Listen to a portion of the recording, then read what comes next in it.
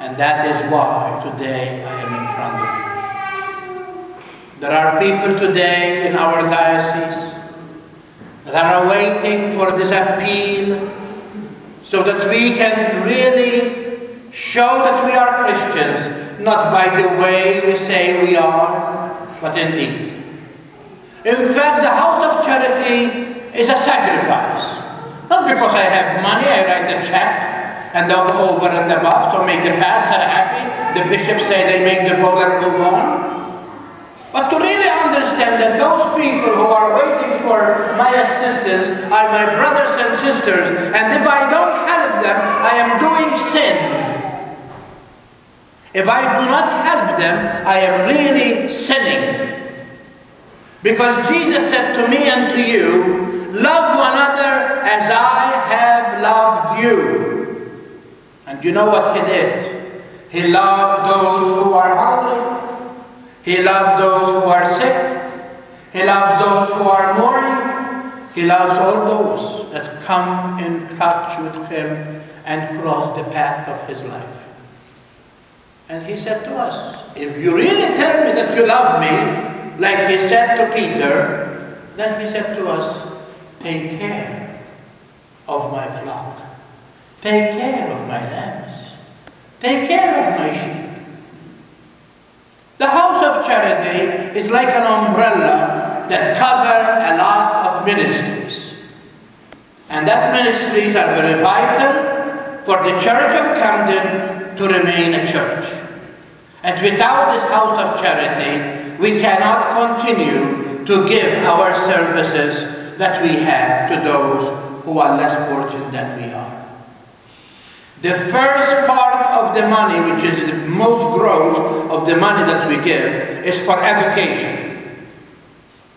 Because Jesus said to the church, go and teach. And so education is number one in the eyes of the church. In the eyes of each one of us. After all, we are the church. And so the bishop has to really make sure that his seminarians, that means those young men who are being trained in seminaries to be priests, he will pay for them their tuition and help them with their expenses so that tomorrow they can be sent to serve the needs of the people around the South Jersey. 6th county in South Jersey. And so those young men who are being in the seminary, we are telling them how much we appreciate that they say yes to God by trying to defray their expenses. Not only pray for them, but even give them our assistance. The second one is education on behalf of our youth. As you know, the youth are the future of tomorrow. And the bishop has to help the Department of Youth, that means that a ministry to the youth, to help them to come together, to know the values of our church, and also to build them up, to take over tomorrow leadership. The bishop also has in mind to help those who are in the university, especially in our university here at Rowan, in Gloucester. In fact, he is thinking very seriously to give St. Bridget to be the church, the parish of the university, where he is going to appoint priests there who are going to take the needs of the university, where young people go and pray and even being counseled by priests as they research and also comes to know God's will in their lives. The church also has education of the laity.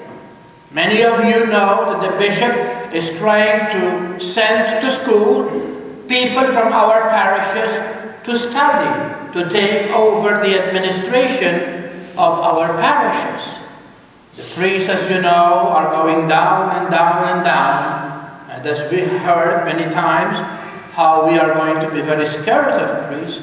And some of the laity are going to take administration and also be leaders of our community.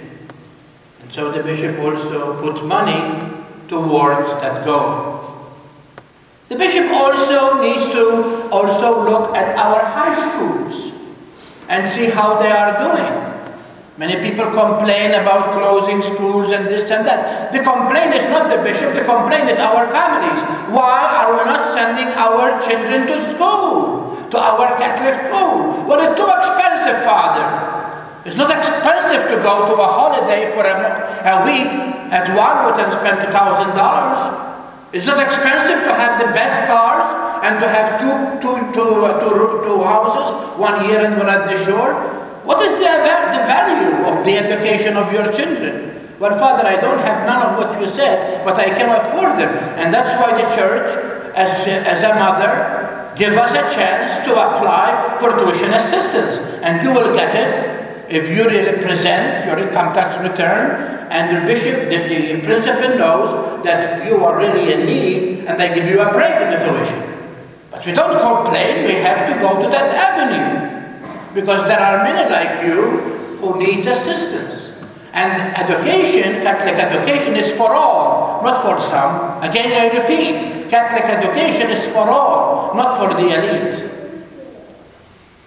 Today we don't have children because, as you know, today nobody has children. Due to the fact of abortion and because we want to have a life of pleasure. Those days that a family have 3 or 4 children is over. And that's why we don't have candidates to go to our school. But don't blame the bishop for schools, we blame us. And then those who goes to Catholic school, they are not even stepping in the doors of this church. It's like, you know, on the grammar level, on the elementary level. We are assessed to them, 30% of our income goes to the education of our grammar schools. And what we tell the parents, you have nothing to give us because it's very tough to raise a family today, at least come to church. Show us that you are interested of the future of the church. Bring their children so that you teach them that the future belongs and they are the future of our church. We complain too much about this, and we blame everybody under the sun. But let's face it, let's begin here. The bishop also is interested in the education of his priests, the continual education of his priests. And from time to time we have updates, we have seminars and also retreats. And that's why we have Pius X retreat house. And he has to maintain it with staff and also with people who goes there from time to time, such as our confirmandi, such as those who are researched to grow in their marriage life. For those who are researching and to really find God in retreats, and so forth.